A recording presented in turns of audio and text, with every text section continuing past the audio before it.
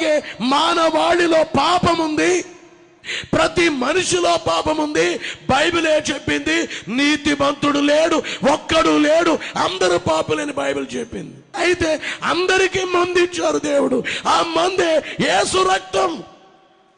పరలోకాన్నించి దేవుడి లోకానికి వచ్చి ఆ రక్తాన్నిచ్చి, ఓ మానవుడా, ఈ మందు వాడో, నీ పాపం పోవాలంటే నా రక్తముతో నీ పాపాలు పోతాయి. యేసు రక్తము ప్రతి పాపము నుండి మనల్ని పవిత్రుడిగా చేయనంటే నీవేమంటావు? అక్కర్లేదులే, కాదులే, వద్దులే.